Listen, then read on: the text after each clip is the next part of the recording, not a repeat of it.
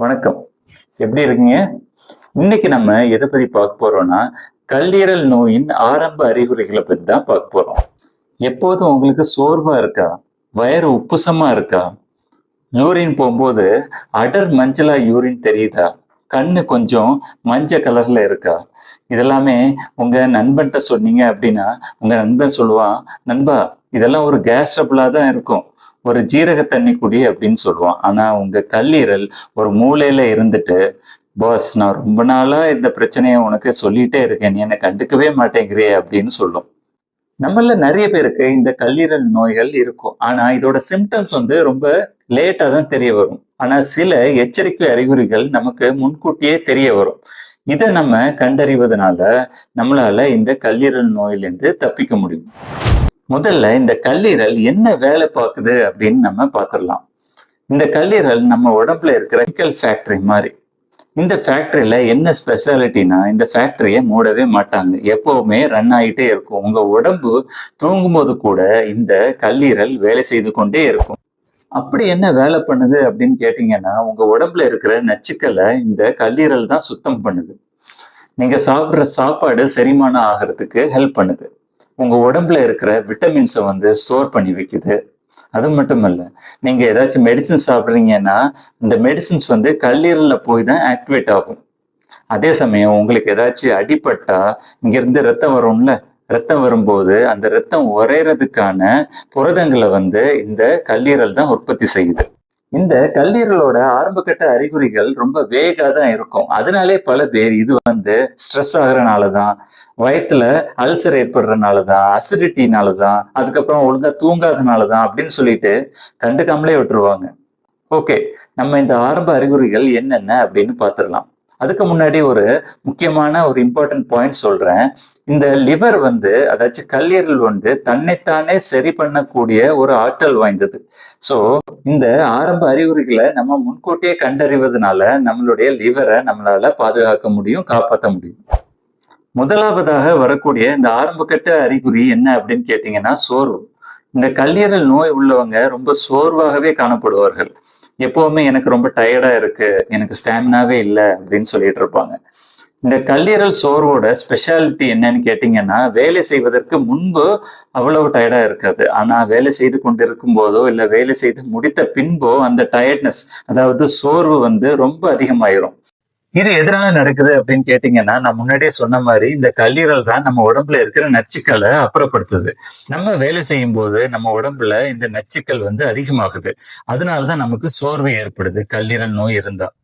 அடுத்ததா பாத்தீங்கன்னா, பசி குறைவாக இருக்கும் அண்ட் வாந்தி உணர்வு அதிகமாக இருக்கும். மிக பொதுவாக கொழுப்பு நிறைந்த உணவுகளுக்கும் எண்ணெய் நிறைந்த உணவுகளுக்கும் தான் இந்த வாந்தி உணர்வும் இந்த வெறுப்புத்தன்மையும் மிக அதிகமாக இருக்கும். கொழுப்பு சத்து நிறைந்த உணவுகளை செரிமானம் பண்றதுக்கு நம்மளுடைய கல்லீரல் மிகவும் சிரமப்படும். அதனாலதான் கல்லீரல்ல இருந்து கொழுப்பு சத்து நிறைந்த உணவுகளை நம்ம உட்கொள்ளும் போது பித்த திரவம் சுரக்கப்படுது. ஸோ ஏற்கனவே சேதமடைந்த கல்லீரல் அதிக பித்த திரவத்தை சுரக்க நேரிடும் போது நமக்கு வாந்தி உணர்வு, அஜீரணம், வயிறு வீக்கம் இதெல்லாம் வருது. அடுத்ததா பாத்தீங்கன்னா உடல் எடை குறைதல். கல்லீரல் நோய் உள்ளவங்களுக்கு டைஜஷன் இல்லைன்னா செரிமானம் பாதிக்கப்படுறதுனால அவங்களுக்கு நிறைய உணவுகளை உட்கொள்ள முடியாது. ஸோ நிறைய சாப்பிடல அப்படின்னா உடல் எடை குறைய நிறைய வாய்ப்புகள் இருக்கு. அடுத்ததா பாத்தீங்கன்னா ப்ளோட்டிங்னு சொல்லப்படுற வயிறு உப்புசமா இருக்கிறது அண்ட் அதே சமயம் வலது பக்கம் வயிறுல வந்து வலி ஏற்படுறது.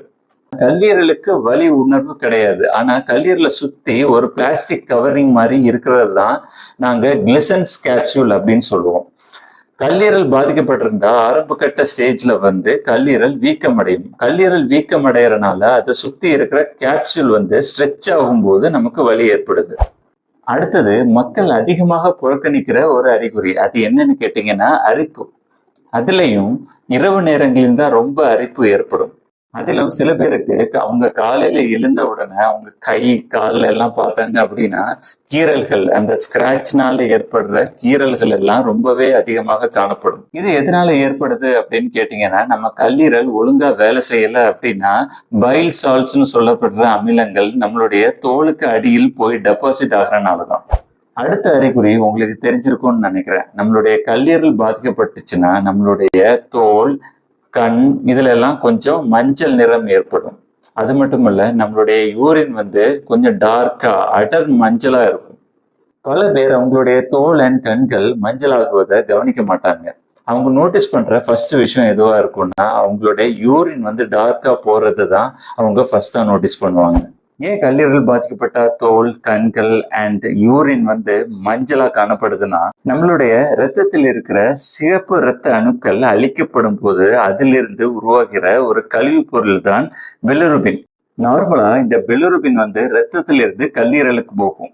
கல்லீரல் என்ன பண்ணும் அப்படின்னா, அந்த பிலிருபினை வந்து நம்ம குடலுக்கு அனுப்பி மலம் மூலமா வெளியே தள்ளிடும். கல்லீரல் பாதிக்கப்பட்டாலோ இல்ல பித்த நாளத்துல அடைப்பு ஏற்பட்டாலோ இந்த பிலிருபின் வந்து குடல் மூலமா மலத்துக்கு செல்லாம ரத்தத்தில் கலந்துரும். ரத்தத்துல இருக்கிற பிலிருபின் கிட்னி மூலமா ஃபில்டர் ஆகி யூரின்ல வந்துடும். அதனாலதான் சிறுநீர் தேநீர் கலர், கோலா கலர் இல்லைன்னா அடர் மஞ்சள்ல காணப்படுது.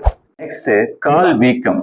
லிவர் டேமேஜ் ஆச்சுன்னா லிவர்ல இருந்து உற்பத்தி ஆகிற ஒரு புரோட்டீன், அதுக்கு பேர் என்னன்னு கேட்டீங்கன்னா அல்புமின், அதோட உற்பத்தி குறைஞ்சிரும். இந்த கால் வீக்கம் ஏற்படும் போது உங்க விரலை வைத்து அந்த வீக்கத்துல அழுத்துனீங்க அப்படின்னா ஒரு குழி மாதிரி ஃபார்ம் ஆகும். இதுக்கு பேர் தான் பீடல் எடிமா அப்படின்னு சொல்லுவோம். அதுக்கப்புறம் பாத்தீங்கன்னா கல்லீரல் நோய் உள்ளவங்களுக்கு ப்ளீடிங் அதிகமா இருக்கும், ரத்தம் கசீர தன்மை அதிகமா இருக்கும். லிவர்ல கிளாட்டிங் ஃபேக்டர்ஸ் அப்படின்னு சொல்ற புரோட்டீன்ஸ் உற்பத்தி ஆகுது. இந்த புரோட்டீன்ஸ் வந்து என்ன பண்ணுதுன்னா, நம்ம ப்ளீட் ஆகும் போது அந்த ரத்தம் கிளாட் ஆகுறதுக்கு ஹெல்ப் பண்ணுது. ஸோ லிவர் டேமேஜ் ஆயிருந்தா இந்த புரோட்டீன்ஸ் வந்து உற்பத்தி ஆகாம அவங்களுக்கு ப்ளீடிங் டெண்டன்சி ரொம்ப அதிகமாகுது. அதாச்சும் சின்னதா ஒரு காயம் பட்டாலும் ப்ளீடிங் வந்து ரொம்பவே ஆகும். அதுக்கப்புறம் பாத்தீங்கன்னா மூளையில சில மாறுதல்கள் ஏற்படும். கான்சென்ட்ரேஷன் குறையும், கன்ஃபியூஷனா இருக்கும், அடிக்கடி மறக்கும், மூட் ஸ்விங் ஆகும், நிறைய தூக்கம் வரும். இந்த மாதிரிப்பட்ட பிரெயின் சிம்டம்ஸ் வந்து ஏற்படலாம். இது எதனால ஏற்படுதுன்னா, நான் உங்களுக்கு முன்னாடியே சொன்ன மாதிரி நம்ம உடம்புல நச்சுக்கள் அதிகமாகறதுனாலதான். அதுக்கப்புறம் பாத்தீங்கன்னா ஸ்பைடர் ஆஞ்சியோமான்னு சொல்லப்படுற தோல்ல காணப்படும் திட்டுக்கள் ஏற்படும்.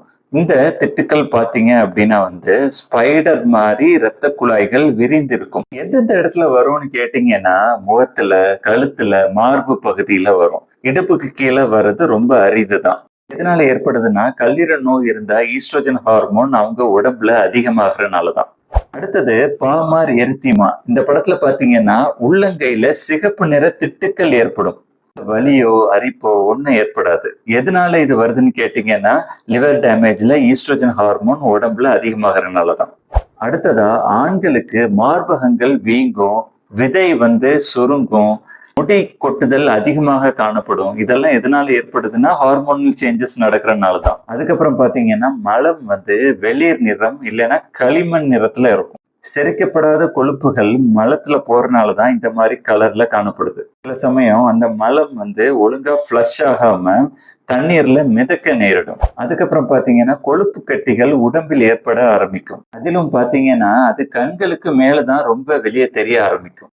கண் இமைகளுக்கு மேலே இருக்கிற தோல் வந்து ரொம்ப தின்னா மெல்லிசா இருக்கிறதுனாலதான் இது மிக பொதுவாக கண் இமைகளுக்கு மேல காணப்படுது. அதுக்கப்புறம் பாத்தீங்கன்னா சருமத்துல விரிசல் வெடிப்பு ஏற்படலாம், நகங்கள் வந்து வெள்ளையாகலாம், நகத்தோட வடிவம் மாறலாம். சோ இதெல்லாமே கல்லீரல் பாதிக்கப்பட்டா ஏற்படலாம். கல்லீரல் பாதிப்புல விட்டமின் ஏ குறைபாடு ஏற்படுறதுனால பார்வை வந்து பாதிக்கப்படலாம். அதிலும் இரவு நேர பார்வை தான் ரொம்ப சிரமமா இருக்கும்.